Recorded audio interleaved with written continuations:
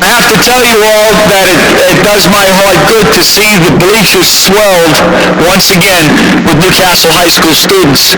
That's due in no small part to the fact that we have about 372 ninth graders. We have more ninth graders than we do have juniors and seniors combined. So they're a big class, and that's wonderful to see. This morning's program, the faculty, staff, and administration of Newcastle High School is excited to present to you. I know that you've all noticed different things hanging on the walls in your homeroom or today. The reason for those things are about to come to fruition in your minds. We're going to start off this morning by calling your attention to the numerous faculty members who are wearing t-shirts sporting the word respect. That's what today's assembly is all about, if you want to break it down to its simplest terms. So we're going to focus on that word today, and at this point in time, I'm going to call up to the microphone the Chief of Police in the city of Newcastle, Mr. Victor Cabellis, who is going to read to you a mayor's proclamation in honor of this event. Chief Cabellis.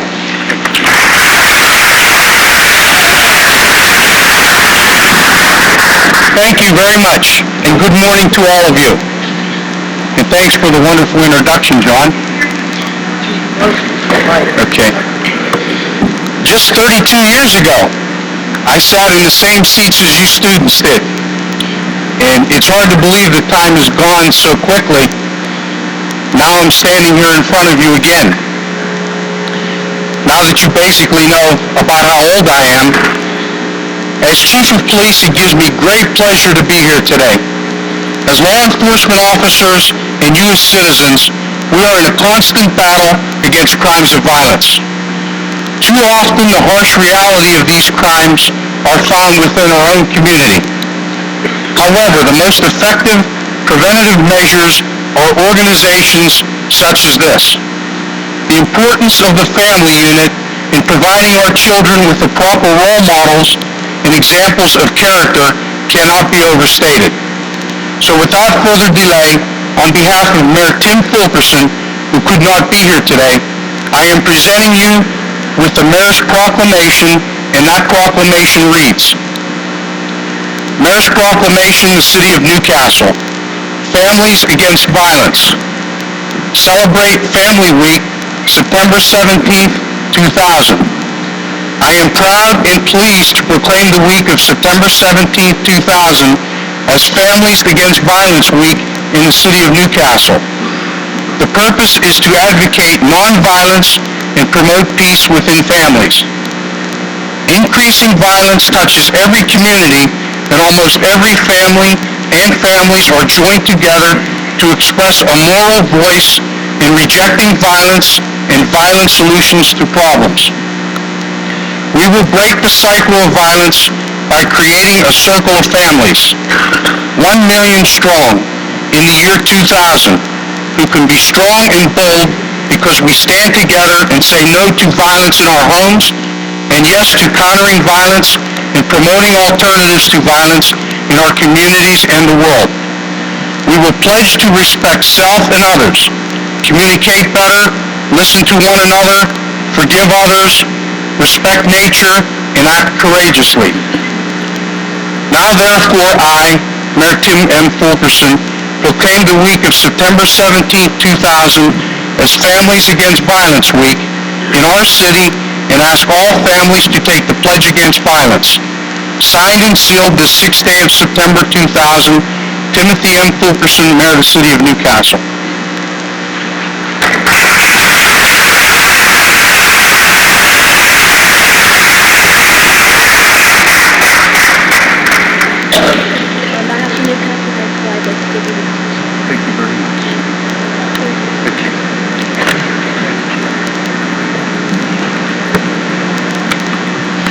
Chief is a big man. I hope that is a double XL, that shirt. Okay, this morning we have a number of speakers who will address you, including those who we consider to be your peers. Give them your utmost attention and respect. I am now going to introduce to you two young gentlemen who have been dynamic. Dynamic is the best word in their effort to bring this program to Newcastle Senior High School. I'm just going to call attention to them very, very quickly, and that is Mr. Joe Sorbo, who's sitting in the front here, and Dr. Bob Van Dale, who I last saw on the top and is located somewhere in. Could those gentlemen please stand up and be recognized?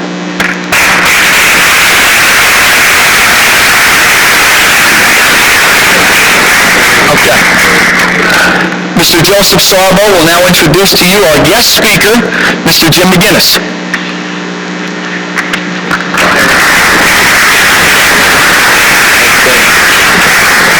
Thank you, Mr. Sarandra. It's always fun to come back to Newcastle High School. Seems like I never got out of it all these years, and that's a great feeling for me.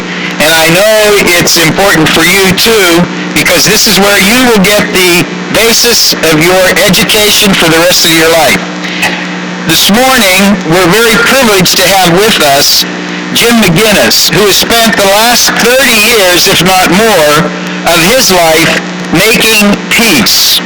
In fact, you'll find some very interesting facts about his background that might be of help to you as you move about through your career and your search to become a better person. This morning, Jim will talk to you about what it is that turned his life around and just how important peace becomes in our homes, families, and in our schools. This is day 4 of the 5 days of this week that we have devoted in our county, Lawrence County, to peacemaking efforts.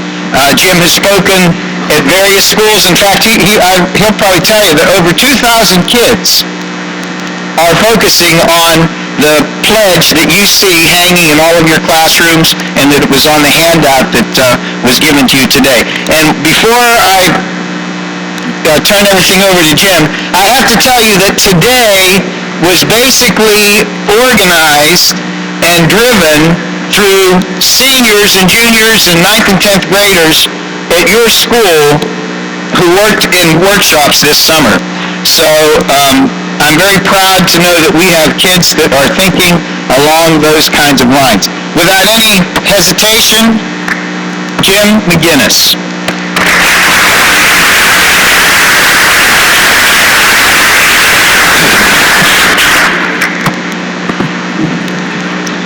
I'm really proud to be wearing this t-shirt. This is the first time that any school that I've worked with around the country, and I've worked in every state in the United States, has said, we're going to dedicate our entire student body, we're going to focus our entire curriculum, we're going to make a commitment for the long haul to stand for the positive, to stand for respect. It's also kind of nice to be in a gym. I spent many, many years as a player and as a coach on a floor like this, and it feels right. It feels right. I'm also humbled by those of you who created this respect program. It wasn't until I was 25 that I really made the commitment that you all are making right now as sophomores, juniors, and seniors. I was in the National Guard in Memphis, Tennessee. And on April 4th, 1968, a news bulletin came over the TV and radio saying that Dr. King had been killed. Immediately, I reported to the Armory because I knew my unit would be on the streets that night. That night, we were in line to get live ammunition for our rifles. The 2 guys in front of me were shaking with excitement, and their words were, tonight we're going to bag us some ends. And you all know the N-word. Later that night, curfew has been declared. I'm riding in the back of a truck, 30 other guardsmen inside that truck. We see a car parked on the street. African American in the driver's seat. The truck stops. 5 guys jump off the truck, go over to the car, haul this guy off, pin him to the hood, search him, find nothing, spin him around, and mace him. What do I do? Do I have the courage of my convictions? I'm the only one. I'm new to Memphis. I don't know these guys in my unit. What do I do? 3 days later, after I had written a letter to the editor of the Memphis newspapers praising Dr. King as a great American, I was walking into the mess hall that night for dinner. There's a bulletin board outside the mess hall. It has a letter to the editor on it. Big red circle written around it. An N lover written across the letter. That night I was bumped, called all kinds of names. My company commander said, "You better go home tonight. I cannot guarantee your safety." I went home that night. The next day I was at the Memphis branch of the NAACP reporting what I saw. 2 weeks later I testified before the Tennessee Commission on Civil Rights. Dr. King's death turned my life around. It was there that I took my first stand. 2 months later, Robert Kennedy was killed. 12 months after that, my cousin David Darst was killed. David was one of the first resistors of the Vietnam War in this country. He was part of what was known as the Catonsville Nine that challenged the war in Vietnam. Martin, Robert, and David were killed. And it became clear to me that it was my turn to step to the plate. I didn't know what to do, but I knew I had to act. A year later, I was teaching at St. Louis University.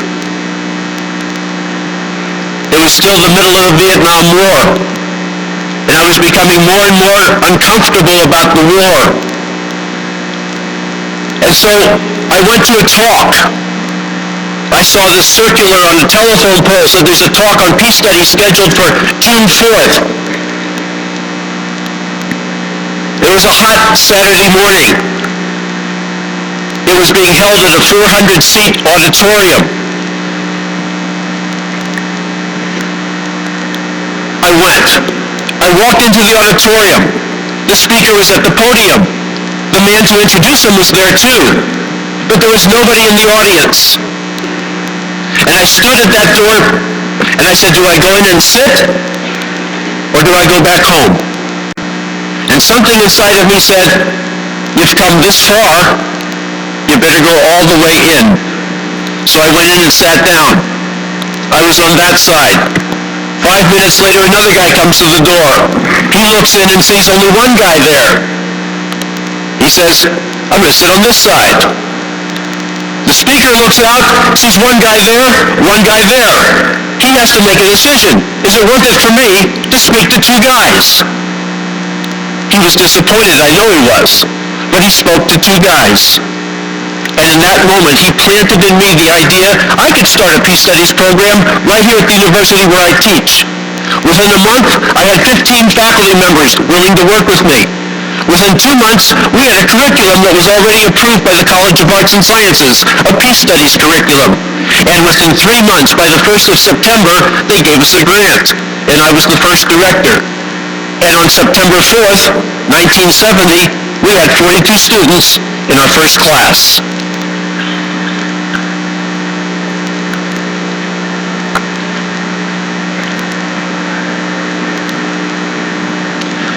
Sometimes you don't have a group of 20 young people ready and willing to do the same thing that you feel like you should do. There are times when you stand alone and you have to make a decision. Do I stand for respect? Do I stand for fairness? Do I stand against violence? And sometimes those are lonely decisions, but we dig deep to find the courage and the compassion to do the right thing because it's the right thing to do. 4 years ago, our Institute for Peace and Justice in St. Louis said, the violence in this country is overwhelming us. What can we do about it? We knew we could not stand alone as a single institute with a staff of 5 people. We called representatives of organizations and synagogues and churches and mosques and secular agencies of all kinds concerned about violence. We called them to St. Louis, and we adopted a 5-part strategy to challenge the violence in this society. And the first step of the strategy was to come up with a pledge of nonviolence. A pledge that says, my very life, the way I act every single day, the way I act at home, the way I act in my classroom, in the halls of my school, as I'm going home, when I'm at work, when I'm in my youth groups, when I'm doing volunteer programming, the very way that I act with the others around me, that's part of the solution. I don't have to be part of the problem, I can be part of the solution. We had no idea what would happen to that pledge 4 years ago when we wrote it. Within 6 months, some teachers turned it into a school pledge. Within another year, it was in 14 different languages, in 20 different countries around the world. Then it became a church pledge. Then it became a workplace pledge. Then it became a prison pledge. I work in a maximum security prison near St. Louis, and I work with a group of violent offenders that have decided to turn their lives around. And they created a prison pledge of nonviolence. 18 months ago, we got a call from an 8th grader in Virginia Beach, Virginia, Teresa Stanley. Teresa says, I want to make this pledge a junior high pledge, a middle school pledge. And she and 3 of her classmates went classroom to classroom to classroom. Now they're in their 3rd year. This was 2 weeks after Littleton, Colorado. This was 2 weeks after those young people were killed. Teresa rose to the occasion and said, we can do better. Now in her middle school and now in the high school in Virginia Beach, Teresa Stanley leads kids around the youth pledge of nonviolence. Last year in St. Louis, the African American students at Cardinal Ritter Prep decided that they wanted to stand against violence. And they asked me to help train them to work in the grade schools. We're in our 2nd year now. This is a group of 20 young brothers and sisters who have said, we can teach this pledge to grade school kids. Last January in Beaver, Pennsylvania, I was called in to train another group of high school kids who were going to create a peace camp, an after-school program for the grade school kids in the Beaver school system. 35 high school students in Beaver, Pennsylvania are now teaching the Pledge of Nonviolence to the elementary students in the Beaver school system. Last year, Missouri Eastern Correctional Center became the first prison in the United States to say, there's a core group of us. It wasn't the administration. It wasn't the parole officers. It was the inmates themselves there for crimes like murder, armed criminal action, and rape. These men said, we've got to turn our lives around. I am privileged to work 2 days a week with these men, to have them put their pledge of nonviolence into practice. And today, it's Newcastle, Pennsylvania. You all will create a program in this school, and I know it. I know it. You got the critical mass. You got the brotherhood and the sisterhood to pull it off. You will become the model school in the United States. And we will take the description of your program and we will add it to the kit that we create and we revise every year now. Because we show the rest of the country the models of schools that put this thing into practice. You will become the prime model in our kit for the year 2001. And I challenge you to do a great job because you're not just doing it for yourselves, you're doing it for the entire country. You're going to do it for the entire country. What you do here will touch the lives of millions of other high school kids over the next decade. Do it well. Do it well. The Youth Pledge of Nonviolence starts with respect, and it ends with respect. Respect for self, respect for others, self-respect. Be the best that you are. Don't waste your life. No to all those things you know you should say no to. And yes to all the things that you know are the right thing to do. Respect others. Zero tolerance for fag. Zero tolerance for fag. Let that word drop out of the vocabulary of every young man and woman in this auditorium at this moment in time. We disrespect people when we call them any name. The high school kids that I work with at Cardinal Ritter, they got a great activity that they use with the grade school kids to help these grade school kids see the impact of the words they hurl at one another. Each grade school kid takes a rock and writes the worst word that they've ever hurled at somebody else. And it's amazing that FAG appears on about 33% of those rocks.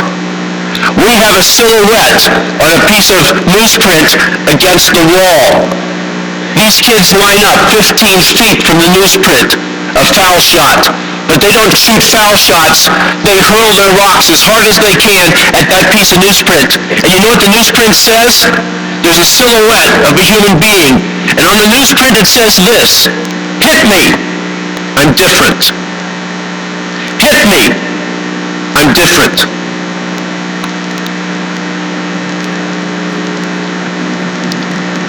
Let's not hit anybody with our words. And let's eliminate those words that put people down. I challenge you to that right now. I challenge every one of you to that right now. Drop that word and any other word that disrespects people.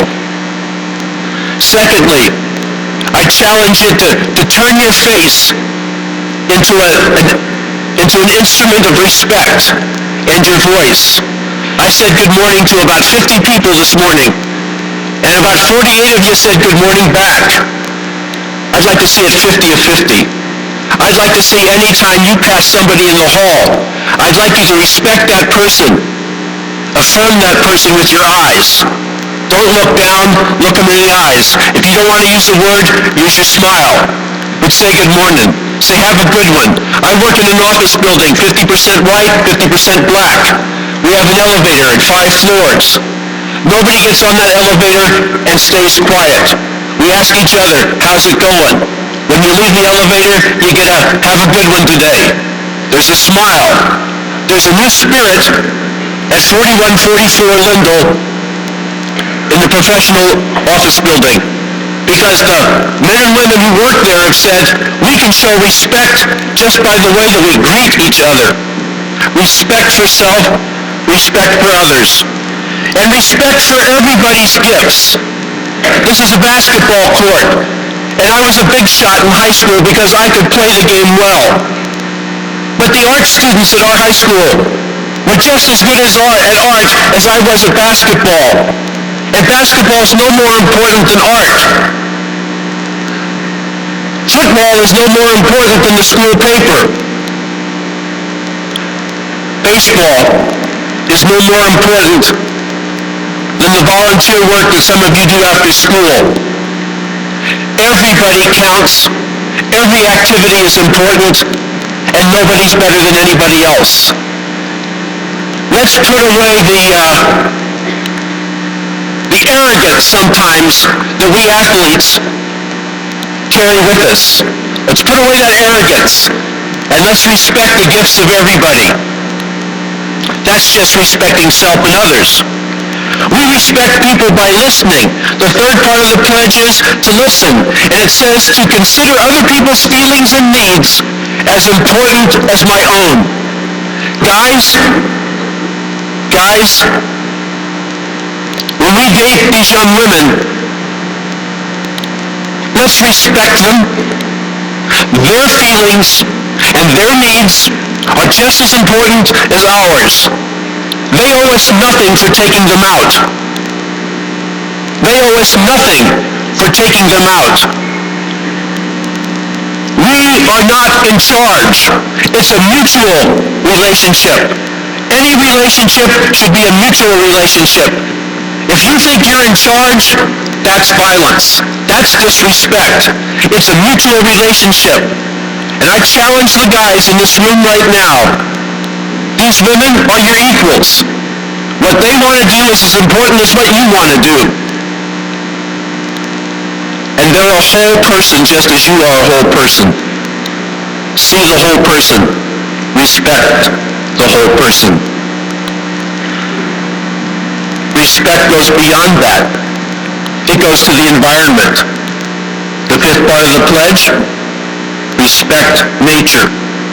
Chief Luther Standing Bear, not Police Chief Luther Standing Bear, but Oglala Sioux Chief Luther Standing Bear said about 150 years ago, lack of respect for growing living things soon leads to lack of respect for humans, too.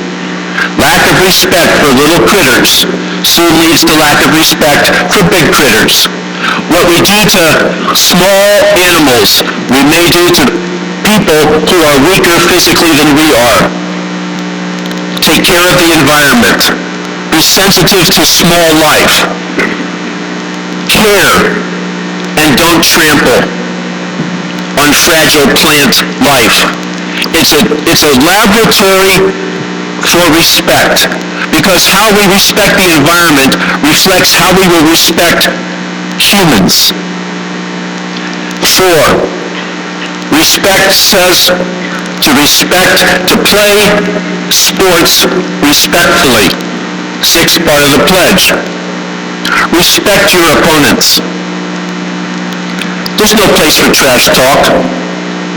There's no place for trash talk. The prison that I work in, 2 of the facilitators in our program, Kelvin and Mez. Kelvin and Mez are the best guard tandem in the prison. They play basketball in the prison like there's nothing else to do. And Kelvin told me last year, he says, if you want to see trash talk, you think the NBA has trash talk? He said, you want to see the way we play basketball in the prison. Well, Kelvin decided, and Mez decided, that if they were going to embrace the prison pledge of nonviolence, they could not play basketball the way they used to play it. It doesn't mean that you can't come down with a rebound with your elbows out to clear anybody off your back. But it does mean end the trash talk and do not hurt anyone intentionally. That's how they understand to play nonviolently, to show good sportsmanship, including do not hurt anyone intentionally. No trash talk. Well, if these guys in prison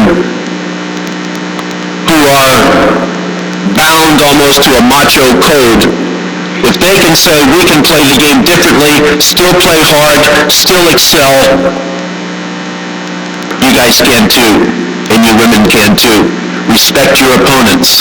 No trash talk. And lastly, show courage. Be courageous in the face of anyone who is being disrespected. Anyone on this campus being called a fag. Anyone on this campus being pushed around. Anyone on this campus being belittled for any number of reasons. Anyone on this campus being said, you don't hang with us. Stand with that person. Stand against the hate. Stand against the exclusion. Stand against the disrespect.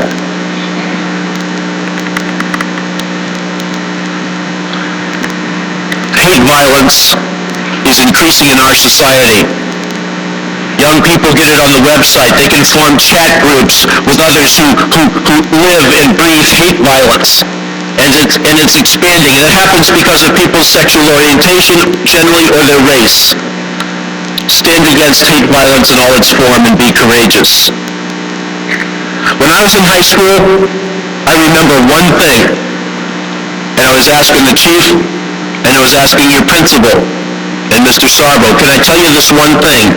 There's only one sentence that I remember from my high school career, which ended in 1960. And that was a story that this teacher told us. He said there was this soldier in World War II who was stationed in Italy. And he and his company were working their way through a mountain area in Italy, and they saw this statue. It was a statue that had no hands. It turned out to be it was a statue of Jesus. And the soldier went over to that statue, and he sat there with the statue, and he saw the statue without any hands. And it dawned on him what that statue was telling him. What that statue told him was, I have no hands but yours. And one of my high school teachers told us that story. He looked at me, and he looked at the other 30 kids in this class, and he said, young men and women, God has no hands but yours. God has no hands but yours. And I remember that 40 years ago. I still remember that. The creator of this world has no hands in Newcastle, Pennsylvania, but yours. On this campus, our creator has no hands but yours. Use them with respect. Use your face with respect, and use your words with respect, and dedicate your life to making this place the model that it can be for the entire country. It's a tremendous privilege, and I mean that. I've never said this. I've never spoken to a full high school assembly before that's going to do what you're going to do.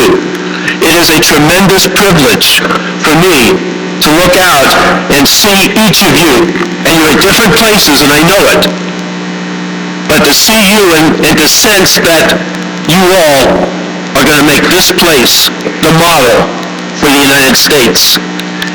And I want to support you in that, and I want to thank you for that.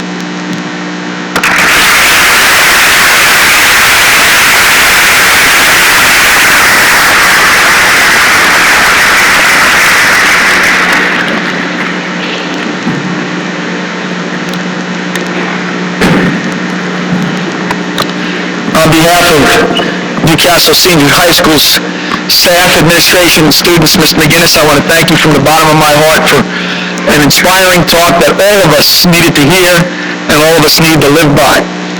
You don't know this, but this high school is respected and renowned athletically nationwide. It is respected and renowned for its past academically nationwide. And what our goal has become as staff and administration is to keep the legacy of Newcastle High School going, not just on the playing fields, not just in the classroom, but to have a more profound effect. And I thank you for putting together the program that's going to be a vehicle for us to achieve that. At this time, I'm going to have your peers present to you what the Respect Task Force is all about. The program that you were given in homeroom today, on the third page of that program, you can follow along with the rhetoric of your students.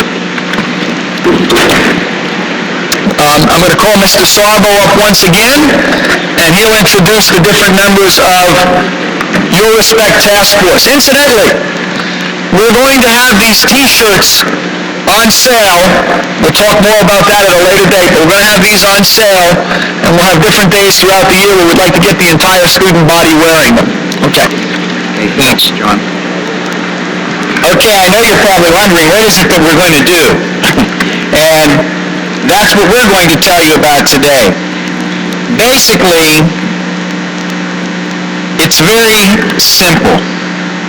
And the key word is respect. And as you heard Mr. McGinnis say, and as all of you know, if you respect yourself, there are a lot of things that you just wouldn't do to yourself or to others. And so during this past summer, in some activities that we were involved in, we began to talk about how things could be. And that's what we decided to focus on this first semester of this year, how we would like our high school to be. And so before we could even approach you this morning, we had to present this information to the faculty. And so the 14 or 15 people that you see here, you will see in a few minutes, that are going to talk to you, before they even could address you, they had to address the faculty members. They did put together a PowerPoint presentation, and it took quite a bit of courage to present the ideas that they're going to talk to you about to the faculty members. When they did do that, we got such an overwhelming response from the faculty that it gave everybody the courage to go on and do a little bit more. So I'll begin by introducing Justin. He's going to tell you exactly what the Respect Task Force is. And then he can introduce the next person there. Justin Crunkleton.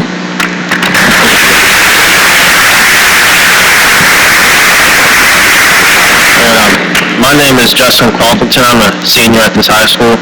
Basically, we're students who want to make a difference in the school and the community. And we label ourselves as a task force, not a club, because we don't want to exclude anybody. We want to welcome anybody into the group. And I'll begin just by introducing all the members of the group, and they'll give you some more information. Chantal Bethune,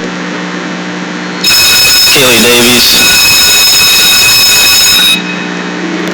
Tyree Watkins, Genevieve Uzamir, Nakia Davis, Ed Coe, Stan Maguziak, Julian Crunkleton, and Jayla Fish, Allison Brown, Jessica Cox, Mario Anderson. Now I'll introduce Chantal Bethune, and she'll explain how our group got started.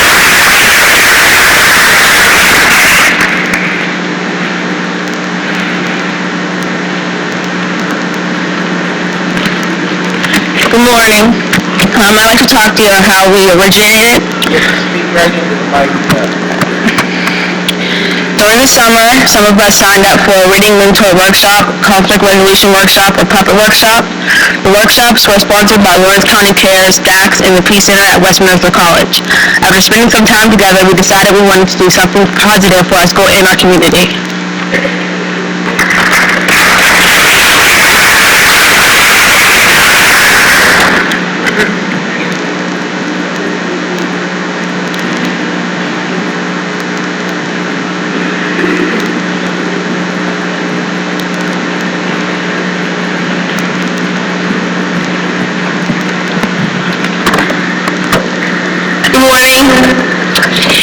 I'm Kaylee Davies.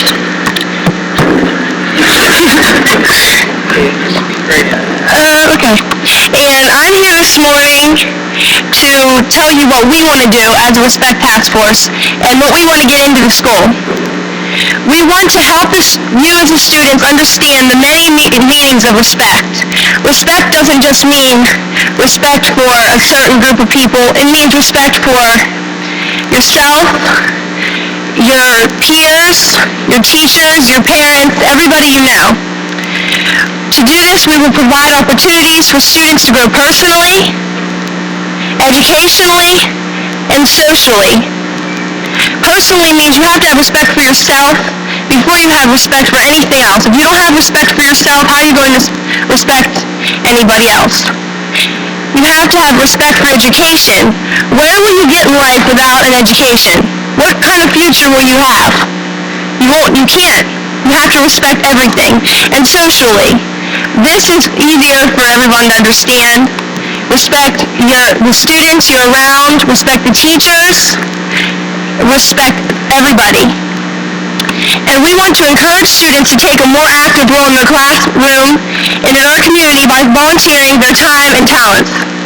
Over the summer, we woke up early to go to the school and to volunteer our time to try and make a difference. A lot of people look down on Newcastle. A lot of people don't think there's any respect here.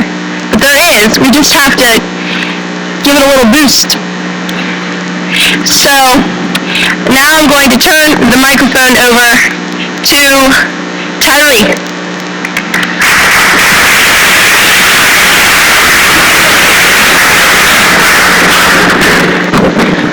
My name is Tyree Watkins, and I'm a junior here at Newcastle High School. And what I'll be talking to you about is how will our Respect Initiative be done and how we'll be able to do this.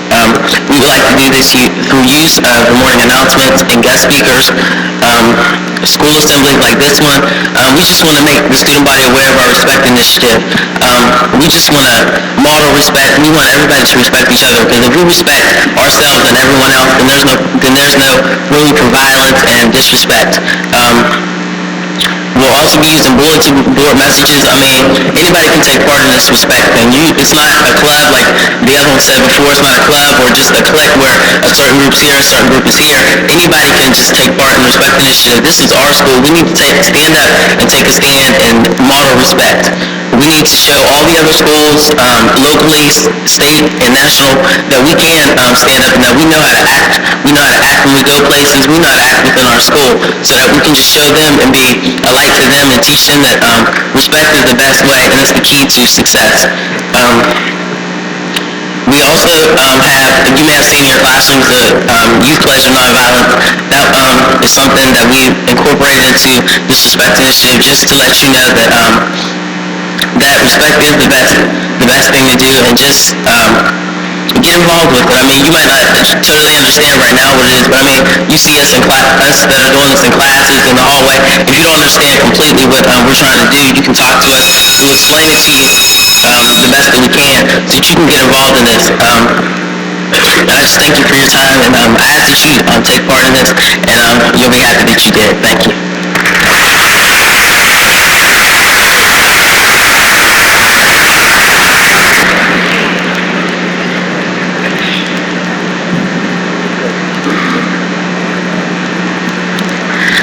I'm Genevieve Bezeman, and I'm a sophomore at Newcastle High School.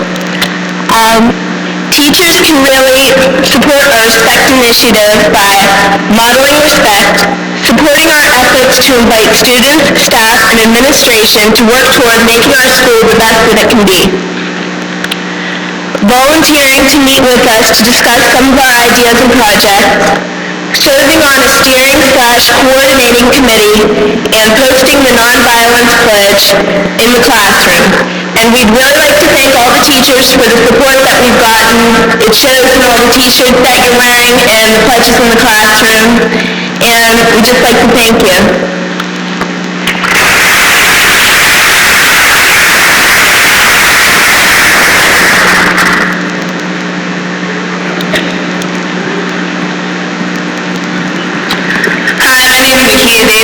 I'm a sophomore at Newcastle High School. You as students can really show your support of the Respect Initiative by modeling respect, supporting our efforts to invite students, staff, and administration to working toward making our school the best that it can be, taking school and their schoolwork more seriously, volunteering their time and talents to make our school the best that it can be, and being aware of the following the Nonviolence Pledge. Thank you.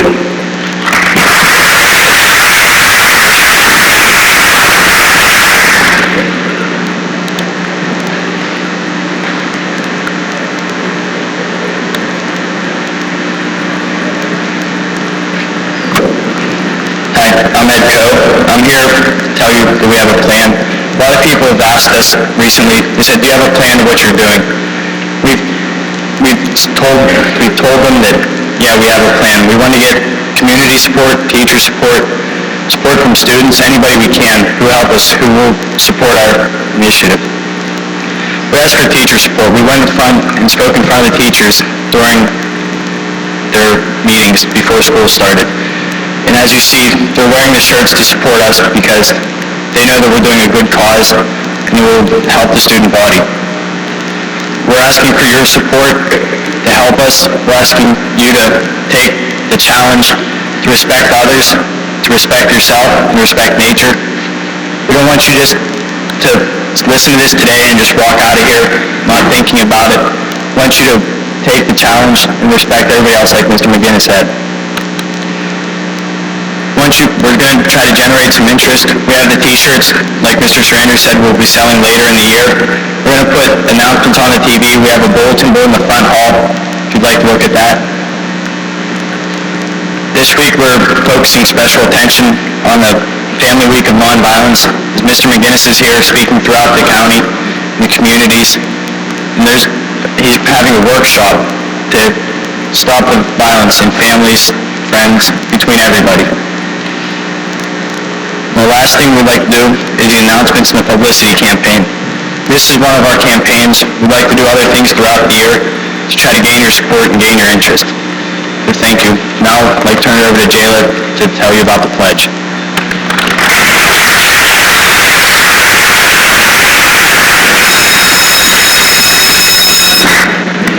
Good morning. My name is Jayla Fish, and I am a senior here at Newcastle High School. If you can you please turn to the final page where the Student Pledge of Nonviolence is posted.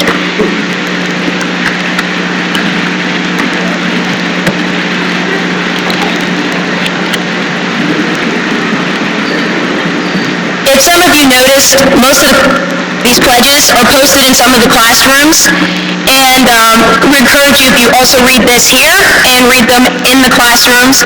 And we have repeated this with some of the speakers, and it's said in the proclamation of the mayor, and repetition is the key. The more you read, the more you know, and the more you understand. The first one is to respect self and others. It's practically the golden rule. To respect yourself, to affirm others, and to avoid uncaring criticism, hateful words, physical or emotional attacks, negative peer pressure, and self-destructive behavior, including abuse of alcohol and drugs. The second one, to communicate better. If you have a problem, don't be afraid to talk about it. If you're saying that you can't stand one certain person, you can't stand this other person, talk to somebody. Talk to the guidance counselor, talk to the principal, talk to one of your closest friends, instead of holding a big giant grudge on somebody and trying to think of some kind of way to retaliate on this person. I mean, to share your feelings honestly, to look for safe ways to express your anger and other emotions, to work at solving problems peacefully, and to encourage an open system of communication throughout the school. To listen carefully to one another, especially those who disagree with me, and consider others' feelings as valid as my own. That's another means of communication.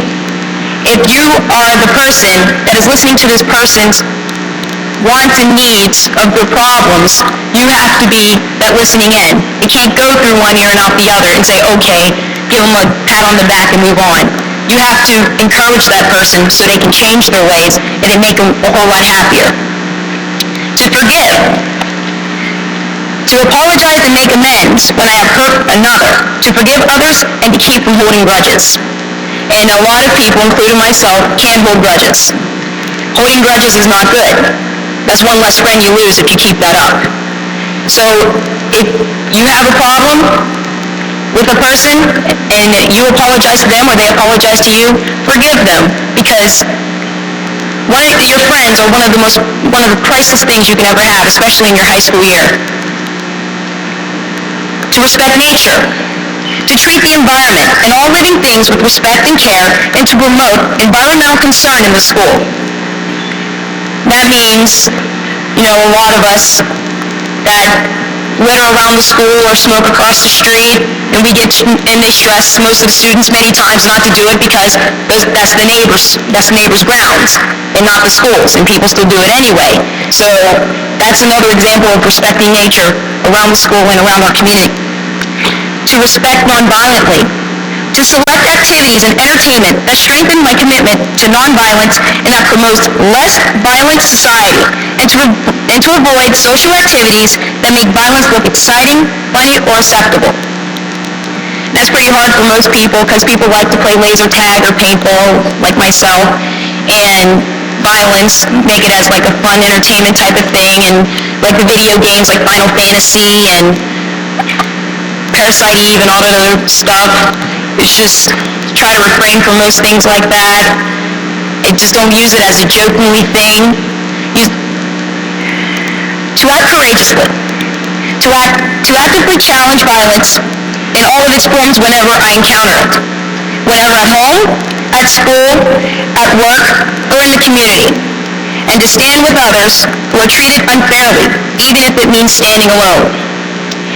And that was one of the things that this Respect Task Force, we had to fight for. We were very nervous about this. I mean, the t-shirt idea and everything, we were actually nervous about what the kids were going to think. Some of us got that idea, got from some of the students saying it's stupid, we don't like to work with the shirts, and all that other stuff. And we just actually stood. Here we are. We're standing here, we're presenting this to you, we're wearing our shirts, and so are the faculty. And we just want to let you guys know that this is not stupid. And most of you students have respect, and you guys know that this isn't stupid. And I'm myself, along with almost 20 of these students here, and the faculty, know that you guys can do this. We're all mature. We're all in high school. And we can all carry this out because we have to do this in college also. And I thank you for your attention, and you all have a great day at school. Thank you.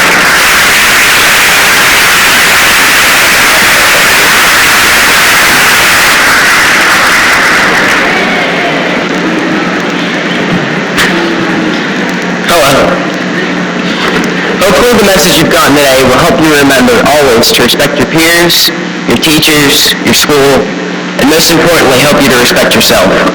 Thank you for being a great audience.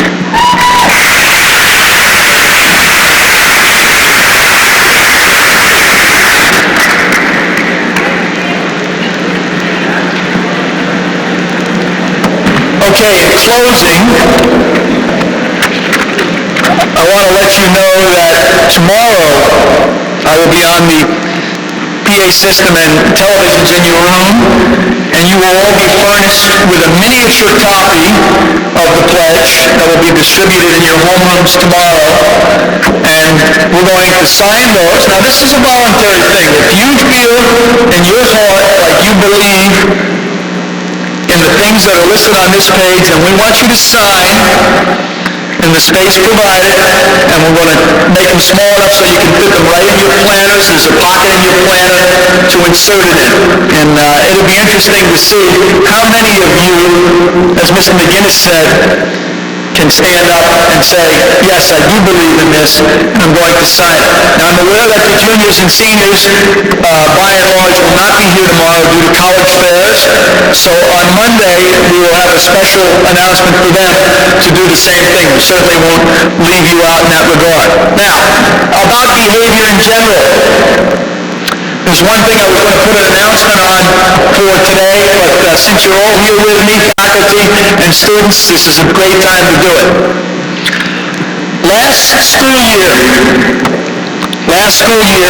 was one of the best school years I've had in 21 years as an educator because we accomplished greatly. And we went the entire school year last year, believe it or not, without one individual infringing upon the rights of others by doing something, let's say, like pulling a fire alarm. Disrespectful, dangerous, in more ways than you could ever imagine. Now, we know who the individual is, and you're going to be hearing about the consequences. We talked about respect. Have respect for everyone. Do not touch the fire alarm unless there is a fire. Okay? Does everybody understand that? It doesn't get you out of anything other than losing valuable time for you. Okay? So I would be remiss if I didn't take the opportunity to tell you that. In it's a shame I have to address over 1,000 people to speak about the actions of one, because that's what it was. Anyway, I want to commend you on your behavior today in today's assembly. And let me tell you that I will not hesitate to have assemblies similar to this, and we will have a number more pep rallies and things of that nature, because your behavior, your attention, your respect today was excellent. Way to go. Okay, what we're going to do right now is dismiss. Thank you. We're going to dismiss the left-hand portion